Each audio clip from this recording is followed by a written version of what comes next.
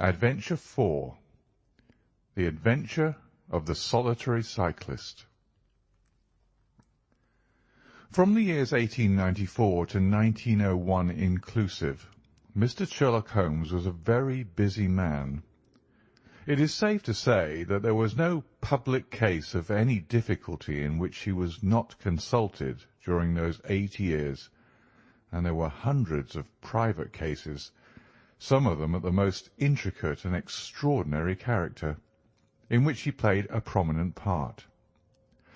Many startling successes and a few unavoidable failures were the outcome of this long period of continuous work. As I have preserved very full notes of all these cases, and was myself personally engaged in many of them, it may be imagined that it is no easy task to know which I should select to lay before the public.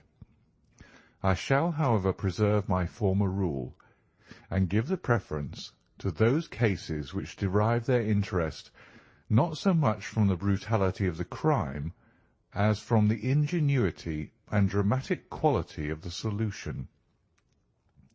For this reason, I will now lay before the reader the facts connected with Miss Violet Smith, the solitary cyclist of Charlington, and the curious sequel of our investigation, which culminated in unexpected tragedy. It is true that the circumstance did not admit of any striking illustration of those powers for which my friend was famous, but there were some points about the case which made it stand out in those long records of crime from which I gather the material for these little narratives. On referring to my notebook for the year 1895, I find that it was upon Saturday the 23rd of April that we first heard of Miss Violet Smith. Her visit was, I remember, extremely unwelcome to Holmes, for he was immersed at the moment in a very abstruse and complicated problem concerning the peculiar persecution to which John Vincent Harden, the well-known tobacco millionaire, had been subjected. My friend, who loved above all things precision and concentration of thought, resented anything which distracted his attention from the matter in hand, and yet, without a harshness which was foreign to his nature, it was impossible to refuse to listen to the story of the young and beautiful woman, tall, graceful, and queenly, who presented herself at Baker Street late in the evening, and implored his assistance and advice. It was vain to urge that his time was already fully occupied, for the young lady had come with the determination to tell her story, and it was evident that nothing short of force could get her out of the room until she had done so. With a resigned air and a somewhat weary smile, Holmes begged the beautiful intruder to take a seat, and to inform us what it was that was troubling her. "At least it cannot be your health," said he, as his keen eyes darted over her. "So ardent a bicyclist must be full of energy." She glanced down in surprise at her own feet, and I observed the slight roughening of the side of the sole caused by the friction of the edge of the pedal. "Yes, I bicycle a good deal, Mr. Holmes, and that has something to do with my visit to you to-day." My friend took the lady's ungloved hand and examined it with as close an attention and as little sentiment as a scientist would show to a specimen. "You will excuse me, I am sure. It is my business," said he as he dropped it. "I nearly fell into the error of supposing that you were typewriting. Of course, it is obvious that it is music. You observe the spatulate finger ends, Watson, which is common to both professions. There is a spirituality about the face, however," she gently turned it towards the light, "which the typewriter does not generate. This lady is a musician." "Yes, Mr. Holmes, "I teach music." "In the country, I presume, from your complexion?" "Yes, sir, near Farnham, on the borders of Surrey." "A beautiful neighbourhood, and full of the most interesting associations. You remember, Watson, that it was near there that we took Archie Stamford, the forger. Now, Miss Violet, what has happened to you near Farnham, on the borders of Surrey?" The young lady, with great clearness and composure, made the following curious statement. "My father is dead, Mr. Holmes. He was James Smith, who conducted the orchestra at the old Imperial Theatre. My mother and I were left without a relation in the world, except one uncle, Ralph Smith, who went to Africa 25 years ago, and we've never had a word from him since. When father died, we were left very poor, but one day we were told that there was an advertisement in the Times inquiring for our whereabouts. You can imagine how excited we were, for we thought that someone had left us a fortune. We went at once to the lawyer whose name was given in the paper. There we met two gentlemen, Mr. Carruthers and Mr. Woodley, who were home on a visit from South Africa. They said that my uncle was a friend of theirs, that he had died some months before in great poverty in Johannesburg, and that he had asked them with his last breath to hunt up his relations and see that they were in no want. It seemed strange to us that Uncle Ralph, who took no notice of us when he was alive, should be so careful to look after us when he was dead. But Mr. Carruthers explained that the reason was that my uncle had just heard of the death of his brother, and so felt responsible for our fate." "Excuse me," said Holmes. "When was this interview?" "Last December, 4 months ago." "Pray proceed." "Mr. Woodley seemed to me to be a most odious person. He was for ever making eyes at me, a coarse, puffy-faced, red-moustached young man, with his hair plastered down on each side of his forehead. I thought that he was perfectly hateful, and I was sure that Cyril would not wish me to know such a person." "Oh, Cyril is his name?" said Holmes, smiling. The young lady blushed and laughed. "Yes, Mr. Holmes, Cyril Morton, an electrical engineer, and we hope to be married at the end of the summer. Dear me, how did I get talking about him? What I wished to say was that Mr. Woodley was perfectly odious, but that Mr. Carruthers, who was a much older man, was more agreeable. He was a dark, sallow, clean-shaven, silent person, but he had polite manners and a pleasant smile. He inquired how we were left, and on finding that we were very poor, he suggested that I should come and teach music to his only daughter, aged 10. I said that I did not like to leave my mother, on which he suggested that I should go home to her every week-end, and he offered me 100 a year, which was certainly splendid pay. So it ended by my accepting, and I went down to Chiltern Grange, about 6 miles from Farnham. Mr. Carruthers was a widower, but he had engaged a lady housekeeper, a very respectable, elderly person called Mrs. Dixon, to look after his establishment. The child was a dear, and everything promised well. Mr. Carruthers was very kind and very musical, and we had most pleasant evenings together. Every week-end I went home to my mother in town. The first flaw in my happiness was the arrival of the red-moustached Mr. Woodley. He came for a visit of a week, and oh, it seemed 3 months to me. He was a dreadful person, a bully to everyone else, but to me something infinitely worse. He made odious love to me, boasted of his wealth, said that if I married him I could have the finest diamonds in London, and finally, when I would have nothing to do with him, he seized me in his arms one day after dinner. He was hideously strong, and swore that he would not let me go until I had kissed him. Mr. Carruthers came in and tore him from me, on which he turned upon his own host, knocking him down and cutting his face open. That was the end of his visit, as you can imagine. Mr. Carruthers apologized to me next day, and assured me that I should never be exposed to such an insult again. I have not seen Mr. Woodley since. And now, Mr. Holmes, I come at last to the special thing which has caused me to ask your advice to-day.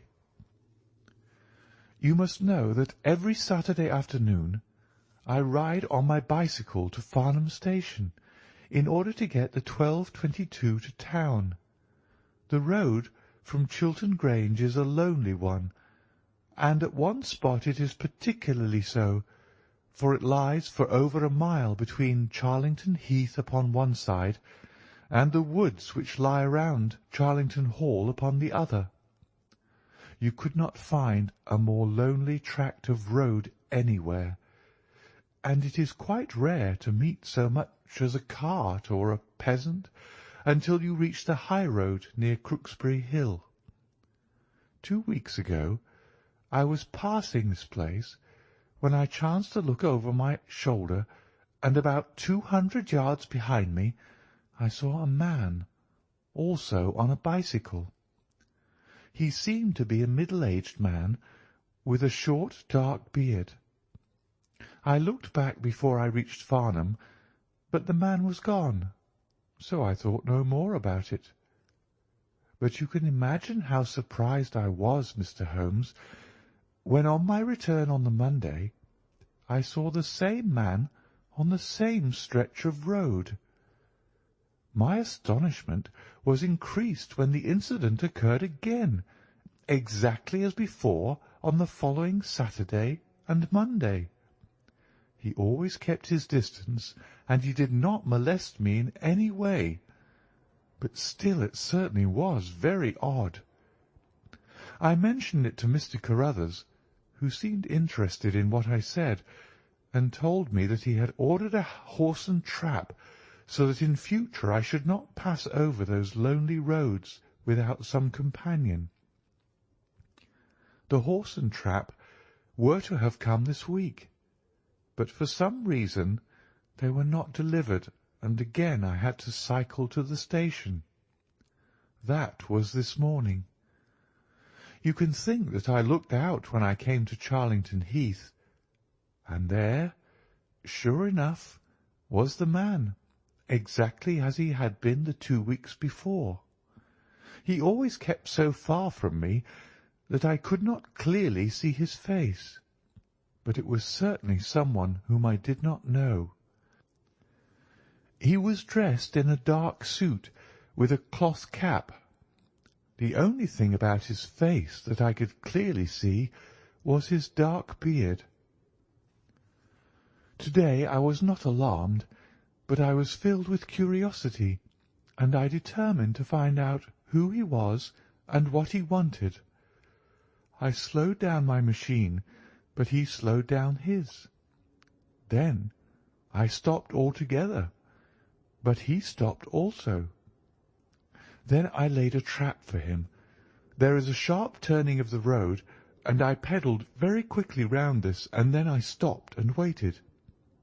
I expected him to shoot round and pass me before he could stop, but he never appeared. Then I went back and looked around the corner. I could see a mile of road, but he was not on it. To make it the more extraordinary, there was no side road at this point down which he could have gone. Holmes chuckled and rubbed his hands. "This case certainly presents some features of its own," said he. "How much time elapsed between your turning the corner and your discovery that the road was clear?" 2 or 3 minutes." "Then he could not have retreated down the road. And you say that there are no side roads?" "None." "Then he certainly took a footpath on one side or the other." "It could not have been on the side of the heath, or I should have seen him." "So, by the process of exclusion, we arrive at the fact that he made his way toward Charlington Hall, which, as I understand, is situated in its own grounds on one side of the road. Anything else?" "Nothing, Mr. Holmes, save that I was so perplexed that I felt I should not be happy until I had seen you and had your advice." Holmes sat in silence for some little time. "Where is the gentleman to whom you are engaged?"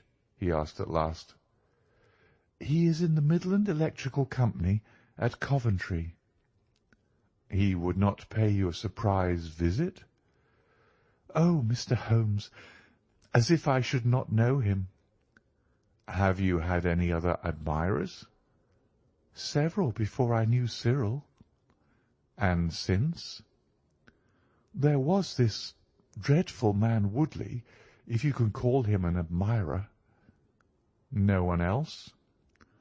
Our fair client seemed a little confused. "Who was he?" asked Holmes. "Oh, it may be a mere fancy of mine, but it had seemed to me sometimes that my employer, Mr. Carruthers, takes a great deal of interest in me. We are thrown rather together. I play his accompaniments in the evening. He has never said anything. He is a perfect gentleman. But a girl always knows." "Ha!" Holmes looked grave. "What does he do for a living?" "He is a rich man." "No carriages or horses?" "Well, at least he is fairly well-to-do, but he goes into the city 2 or 3 times a week. He is deeply interested in South African gold shares." "You will let me know any fresh development, Miss Smith. I am very busy just now, but I will find time to make some inquiries into your case. In the meantime, take no step without letting me know. Good-bye, and I trust that we shall have nothing but good news from you." "It is part of the settled order of nature that such a girl should have followers," said Holmes. He pulled at his meditative pipe. "But for choice not on bicycles in lonely country roads. Some secretive lover beyond all doubt. But there are curious and suggestive details about the case, Watson. That he should appear only at that point." "Exactly. Our first effort must be to find who are the tenants of Charlington Hall. Then again, how about the connection between Carruthers and Woodley, since they appear to be men of such a different type? How came they both to be so keen upon looking up Ralph Smith's relations? One more point. What sort of a menage is it which pays double the market price for a governess but does not keep a horse, although 6 miles from the station? Odd, Watson. Very odd. You will go down?"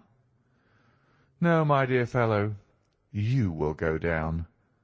This may be some trifling intrigue, and I cannot break my other important research for the sake of it. On Monday you will arrive early at Farnham. You will conceal yourself near Charlington Heath. You will observe these facts for yourself, and act as your own judgment advises. Then, having inquired as to the occupants of the hall, you will come back to me and report. And now, Watson, not another word of the matter until we have a few solid stepping-stones on which we may hope to get across to our solution." We had ascertained from the lady that she went down upon the Monday by the train which leaves Waterloo at 9:50. So I started early and caught the 9:13. At Farnham Station I had no difficulty in being directed to Charlington Heath. It was impossible to mistake the scene of the young lady's adventure, for the road runs between the open heath on one side and an old yew hedge upon the other, surrounding a park which is studded with magnificent trees. There was a main gateway of a lichen-studded stone, each side pillar surmounted by mouldering heraldic emblems, but besides this central carriage drive I observed several points where there were gaps in the hedge and paths leading through them. The house was invisible from the road, but the surroundings all spoke of gloom and decay. The heath was covered with golden patches of flowering gorse, gleaming magnificently in the light of the bright spring sunshine. Behind one of these clumps I took up my position so as to command both the gateway of the hall and a long stretch of the road upon either side. It had been deserted when I left it, but now I saw a cyclist riding down it from the opposite direction to that in which I had come. He was clad in a dark suit, and I saw that he had a black beard. On reaching the end of the Charlington grounds, he sprang from his machine and led it through a gap in the hedge, disappearing from my view. A quarter of an hour passed, and then a second cyclist appeared. This time it was the young lady coming from the station.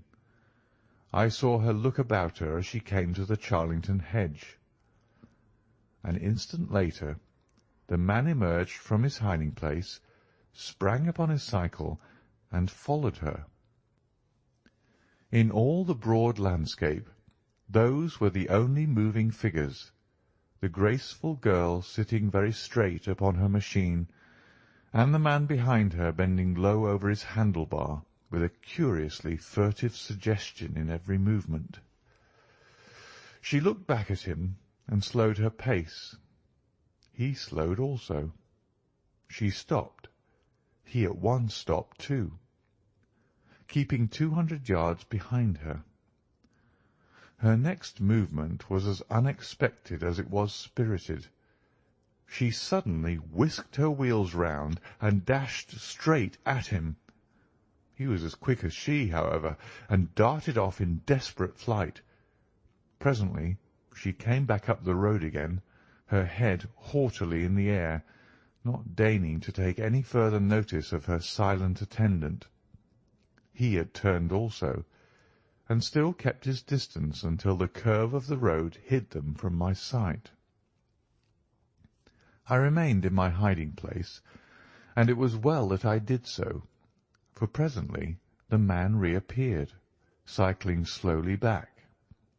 He turned in at the hall gates and dismounted from his machine. For some minutes I could see him standing among the trees. His hands were raised, and he seemed to be settling his necktie. Then he mounted his cycle and rode away from me down the drive towards the hall. I ran across the heath and peered through the trees. Far away I could catch glimpses of the old grey building with its bristling Tudor chimneys, but the drive ran through a dense shrubbery, and I saw no more of my man. However, it seemed to me that I had done a fairly good morning's work, and I walked back in high spirits to Farnham. The local house agent could tell me nothing about Charlington Hall, and referred me to a well-known firm in Pall Mall. There I halted on my way home, and met with courtesy from the representative. No, I could not have Charlington Hall for the summer. I was just too late. It had been let about a month ago. Mr. Williamson was the name of the tenant. He was a respectable elderly gentleman. The polite agent was afraid he could say no more, as the affairs of his clients were not matters which he could discuss. Mr. Sherlock Holmes listened with attention to the long report which I was able to present to him that evening. but it did not elicit that word of curt praise which I had hoped for and should have valued. On the contrary, his austere face was even more severe than usual as he commented upon the things that I had done and the things that I had not. Your hiding-place, my dear Watson, was very faulty. You should have been behind the hedge. Then you would have had a close view of this interesting person. As it is, you were some hundreds of yards away and can tell me even less than Miss Smith. She thinks she does not know the man. I am convinced she does. Why otherwise should he be so desperately anxious that she should not get so near him as to see his features? You describe him as bending over the handlebar. Concealment again, you see. You really have done remarkably badly. He returns to the house, and you want to find out who he is. You come to a London house agent? What should I have done? I cried with some heat.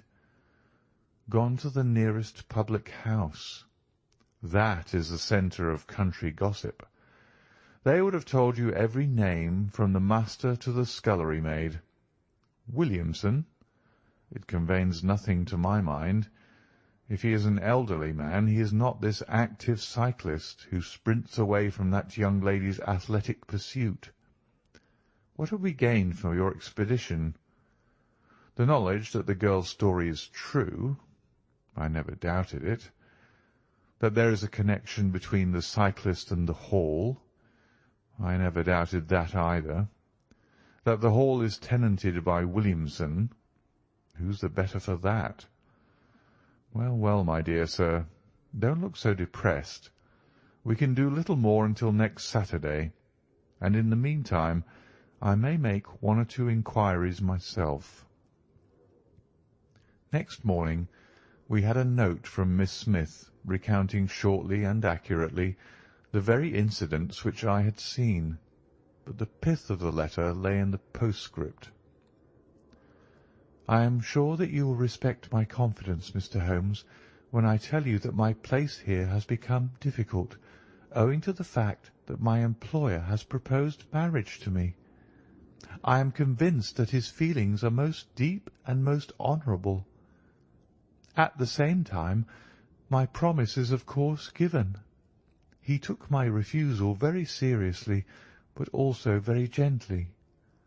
You can understand, however, that the situation is a little strained. Our young friend seems to be getting into deep waters, said Holmes thoughtfully as he finished the letter. The case certainly presents more features of interest and more possibility of development than I had originally thought. I should be none the worse for a quiet, peaceful day in the country, and I am inclined to run down this afternoon and test one or two theories which I have formed. Holmes's quiet day in the country had a singular termination, for he arrived at Baker Street late in the evening with a cut lip and a discoloured lump upon his forehead, besides a general air of dissipation which would have made his own person the fitting object of a Scotland Yard investigation. He was immensely tickled by his own adventures, and laughed heartily as he recounted them.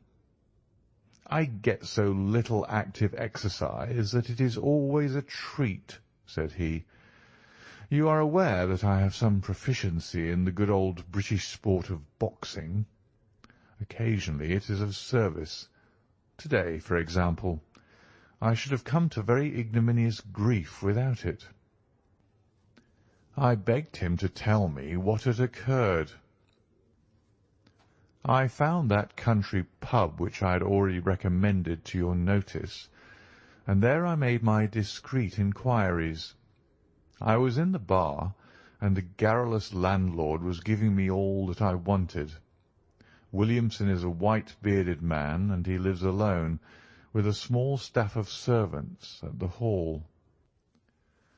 There is some rumour that he is, or has been, a clergyman, but one or two incidents of his short residence at the Hall struck me as peculiarly unecclesiastical. I have already made some inquiries at a clerical agency, and they tell me that there was a man of that name in orders, whose career has been a singularly dark one. The landlord further informed me that there are usually week-end visitors, a warm lot, sir, at the Hall, and especially one gentleman with a red moustache, Mr. Woodley by name, who was always there. We had got as far as this when who should walk in but the gentleman himself, who'd been drinking his beer in the tap-room, and had heard the whole conversation.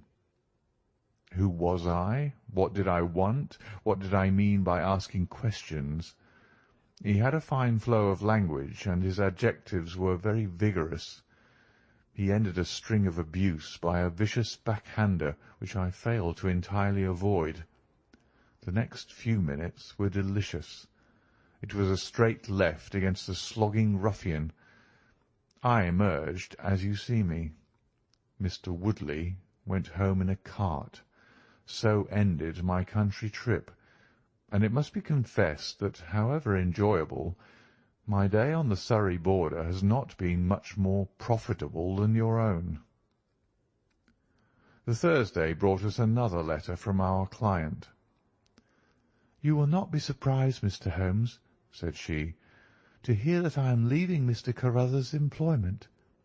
Even the high pay cannot reconcile me to the discomforts of my situation. On Saturday I came up to town, and I do not intend to return.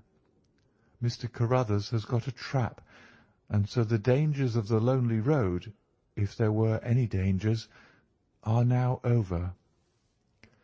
As to the special cause of my leaving, it is not merely the strained situation with Mr. Carruthers, but it is the reappearance of that odious man, Mr. Woodley.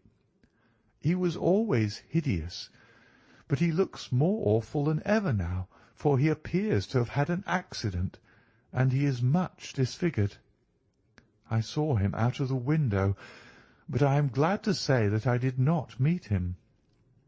He had a long talk with Mr. Carruthers, who seemed much excited afterwards. Woodley must be staying in the neighbourhood, for he did not sleep here, and yet I caught a glimpse of him again this morning, slinking about in the shrubbery. I would sooner have a savage, wild animal loose about the place. I loathe and fear him more than I can say. How can Mr. Carruthers endure such a creature for a moment? However, all my troubles will be over on Saturday." "So I trust, Watson, so I trust," said Holmes gravely. "There is some deep intrigue going on round that little woman, and it is our duty to see that no one molests her upon that last journey. I think, Watson, that we must spare time to run down together on Saturday morning and make sure that this curious and inclusive investigation has no untoward ending." I confess that I had not up to now taken a very serious view of the case, which had seemed to me rather grotesque and bizarre than dangerous. That a man should lie in wait for and follow a very handsome woman is no unheard-of thing, and if he has so little audacity that he had not only dared not address her, but even fled from her approach, he was not a very formidable assailant. The ruffian Woodley was a very different person, but, except on one occasion, he had not molested our client, and now he visited the house of Carruthers without intruding upon her presence.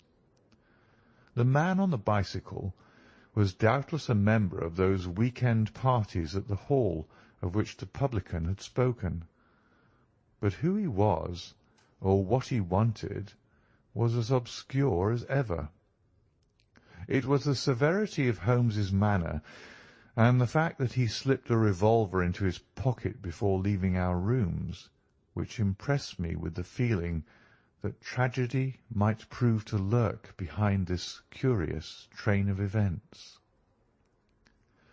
A rainy night had been followed by a glorious morning, and the heath-covered countryside, with the glowing clumps of flowering gorse, seemed all the more beautiful to eyes which were weary of the duns and drabs and slate-greys of London. Holmes and I walked along the broad sandy road, inhaling the fresh morning air, and rejoicing in the music of the birds and the fresh breath of the spring. From a rise of the road on the shoulder of Crooksbury Hill, we could see the grim hall bristling out from amidst the ancient oaks, which, old as they were still younger than the building which they surrounded. Holmes pointed down the long tract of road which wound a reddish-yellow band between the brown of the heath and the budding green of the woods. Far away, a black dot, we could see a vehicle moving in our direction. Holmes gave an exclamation of impatience. "I have given a margin of half an hour," said he. "If that is her trap, she must be making for the earlier train. I fear, Watson, that she will be past Charlington before we can possibly meet her." From the instant that we passed the rise, we could no longer see the vehicle, but we hastened onward at such a pace that my sedentary life began to tell upon me, and I was compelled to fall behind. Holmes, however, was always in training, for he had inexhaustible stores of nervous energy upon which to draw. His springy step never slowed until suddenly, when he was 100 yards in front of me, he halted, and I saw him throw up his hand with a gesture of grief and despair. At the same instant an empty dog-cart, the horse cantering, the reins trailing, appeared round the curve of the road and rattled swiftly towards us. "Too late, Watson, too late!" cried Holmes, as I ran panting to his side. "Fool that I was not to allow for that earlier train! It's abduction, Watson, abduction, murder, heaven knows what! Block the road, stop the horse. That's right. Now jump in and let us see if I can repair the consequence of my own blunder." We had sprung into the dog-cart, and Holmes, after turning the horse, gave it a sharp cut with the whip, and we flew back along the road. As we turned the curve, the whole stretch of road between the hall and the heath was opened up. I grasped Holmes's arm. "That's the man," I gasped. A solitary cyclist was coming towards us. His head was down and his shoulders rounded, as he put every ounce of energy that he possessed onto the pedals. He was flying like a racer. Suddenly he raised his bearded face, saw us close to him, and pulled up, springing from his machine. That coal-black beard was in singular contrast to eyes were as bright as if he had a fever. He stared at us and at the dog-cart. Then a look of amazement came over his face. "Hello! Stop there!" he shouted, holding his bicycle to block our road. "Where did you get that dog-cart? Pull up, man!" he yelled, drawing a pistol from his side. "Pull up, I say, or by George, I'll put a bullet into your horse." Holmes threw the reins into my lap and sprang down from the cart. "You're the man we want to see. Where is Miss Violet Smith?" he said in his quick, clear way. "That's what I'm asking you. You're in her dog-cart. You ought to know where she is." "We met the dog-cart on the road. There was no one in it. We drove back to help the young lady." "Good Lord! Good Lord! What shall I do?" cried the stranger in an ecstasy of despair. "They've got her, that hell-hound Woodley and the blackguard parson. Come, man, come. If you really are a friend, stand by me and we'll save her, if I have to leave my carcass in Charlington Wood." He ran distractedly, his pistol in his hand, towards a gap in the hedge. Holmes followed him, and I, leaving the horse grazing beside the road, followed Holmes. "This is where they came through," said he, pointing to the marks of several feet upon the muddy path. "Hullo! Stop a minute. Who's this in the bush?" It was a young fellow about 17, dressed like an ostler, with leather cords and gaiters. He lay upon his back, his knees drawn up, a terrible cut upon his head. He was insensible, but alive. A glance at his wound told me that it had not penetrated the bone. "That's Peter the groom," cried the stranger. "He drove her. The beasts have pulled him off and clubbed him. Let him lie. We can't do him any good, but we may save her from that worst fate that can befall a woman." He ran frantically down the path, which wound among the trees. We had reached the shrubbery which surrounded the house when Holmes pulled up.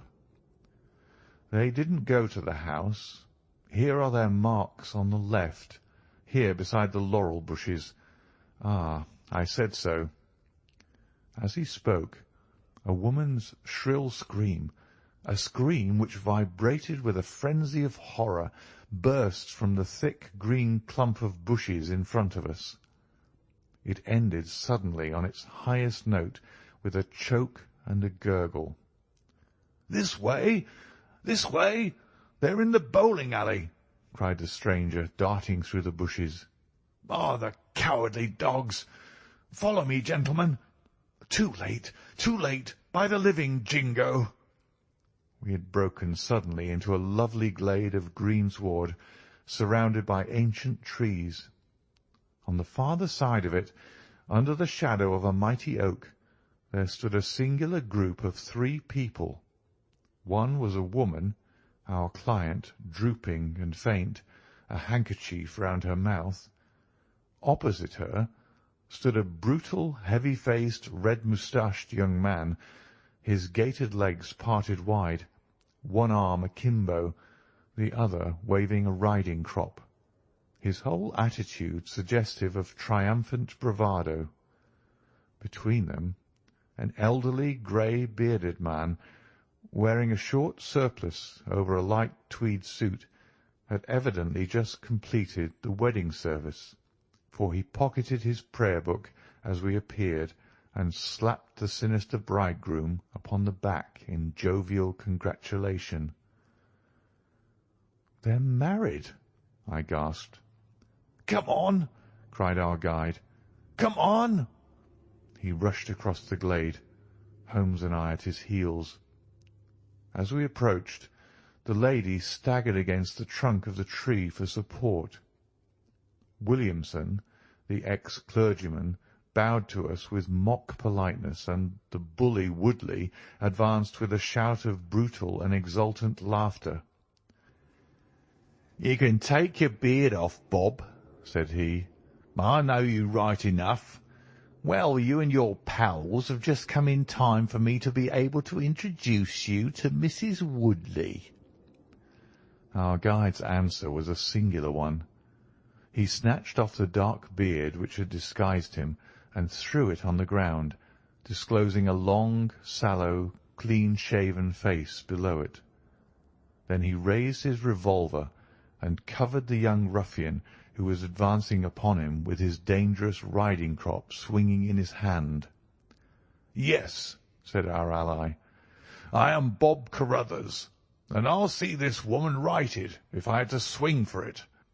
I told you what I'd do if you molested her, and by the Lord I'll be as good as my word." "You're too late. She's my wife." "No, she's your widow." His revolver cracked, and I saw the blood spurt from the front of Woodley's waistcoat. He spun round with a scream and fell upon his back, his hideous red face turning suddenly to a dreadful mottled pallor. The old man, still clad in his surplice, burst into such a string of foul oaths as I have never heard, and pulled out a revolver of his own. But before he could raise it, He was looking down the barrel of Holmes's weapon. "Enough of this," said my friend coldly. "Drop that pistol. Watson, pick it up. Hold it to his head. Thank you. You, Carruthers, give me that revolver. We'll have no more violence. Come, hand it over." "Who are you, then?" "My name's Sherlock Holmes." "Good Lord!" "You've heard of me, I see. I will represent the official police until their arrival. Here, you!" he shouted to a frightened groom who had appeared at the edge of the glade. "Come here. Take this note as hard as you can ride to Farnham." He scribbled a few words upon a leaf from his notebook. "Give it to the superintendent at the police station. Until he comes, I must detain you all under my personal custody." The strong, masterful personality of Holmes dominated the tragic scene, and all were equally puppets in his hands. Williamson and Carruthers found themselves carrying the wounded Woodley into the house, and I gave my arm to the frightened girl.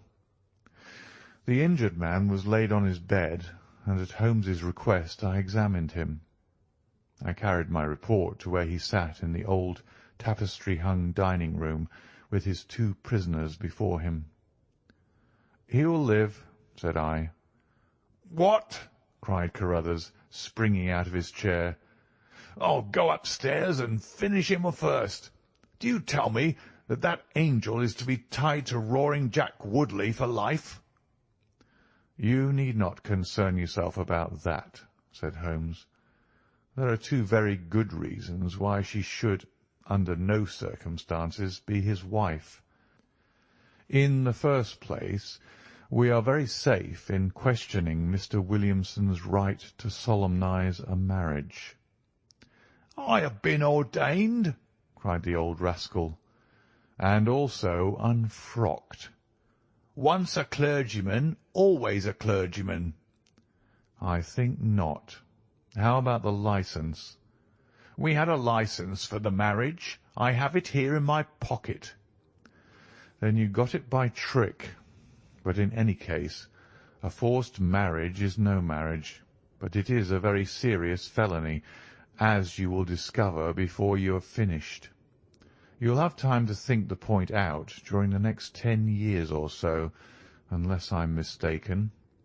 As to you, Carruthers, you would have done better to keep your pistol in your pocket." "I begin to think so, Mr. Holmes. But when I thought of all the precaution I had taken to shield this girl, for I loved her, Mr. Holmes, and it is the only time that ever I knew what love was, it fairly drove me mad to think that she was in the power of the greatest brute and bully in South Africa, a man whose name is a holy terror from Kimberley to Johannesburg. Why, Mr. Holmes, you will hardly believe it, but ever since that girl has been in my employment, I never once let her go past this house, where I knew the rascals were lurking, without following her on my bicycle, just to see that she came to no harm. I kept my distance from her, and I wore a beard so that she should not recognize me, for she is a good and high-spirited girl, and she wouldn't have stayed in my employment long if she had thought that I was following her about the country roads."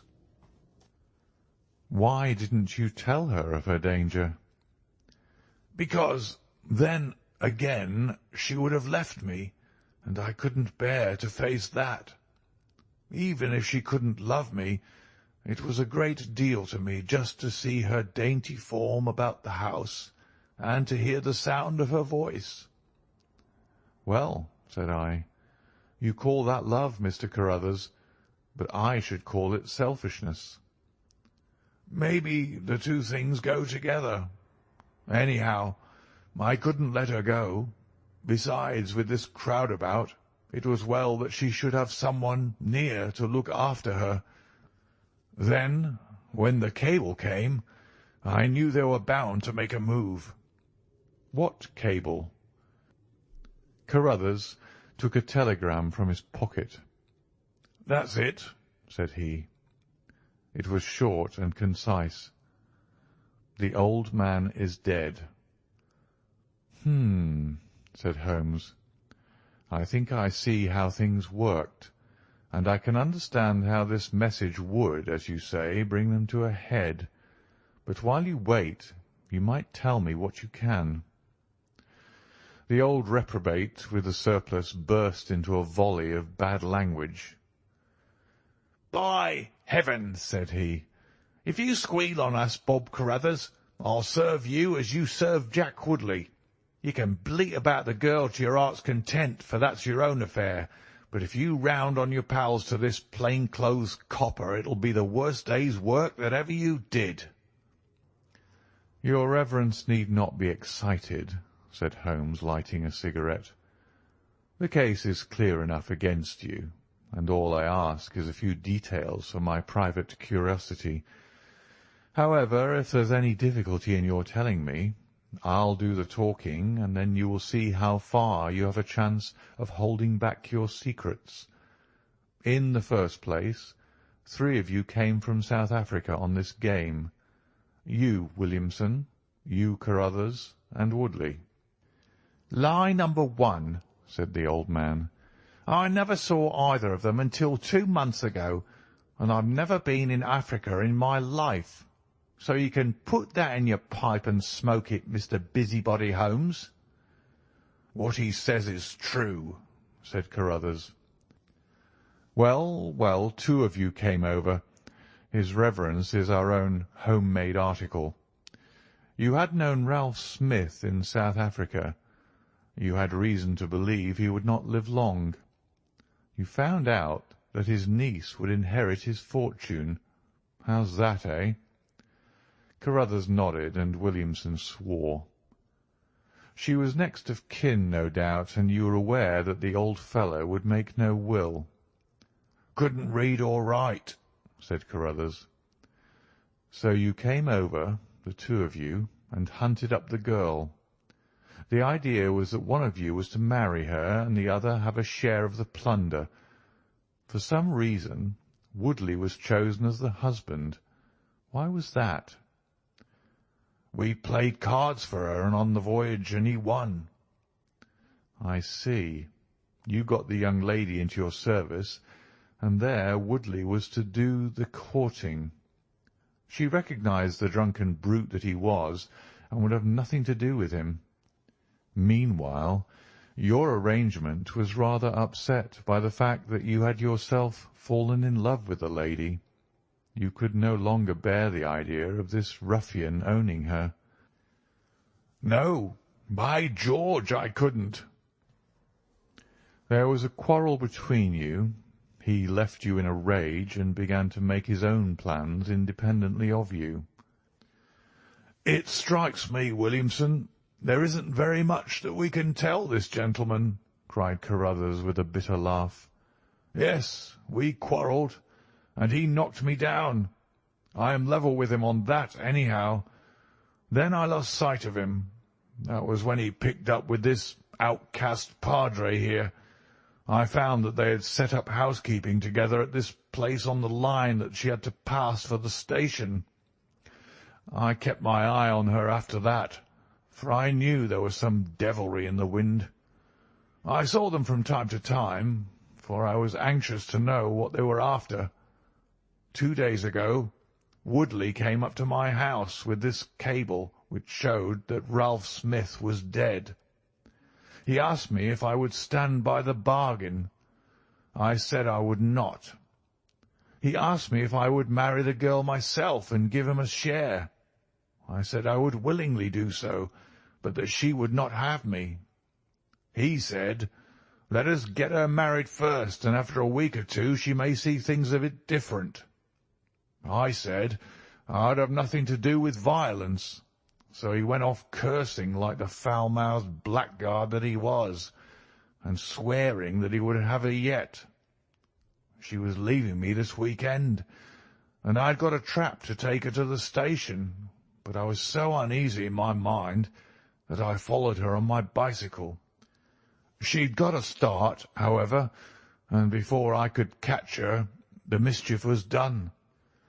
The first thing I knew about it was when I saw you two gentlemen driving back in her dog-cart." Holmes rose and tossed the end of his cigarette into the grate. "I have been very obtuse, Watson," said he. "When in your report you said that you had seen the cyclist, as you thought, arrange his necktie in the shrubbery, that alone should have told me all. However, we may congratulate ourselves upon a curious and, in some respects, a unique case. I perceive 3 of the county constabulary in the drive, and I am glad to see that the little ostler is able to keep pace with them, so it is likely that neither he nor the interesting bridegroom will be permanently damaged by their morning's adventures.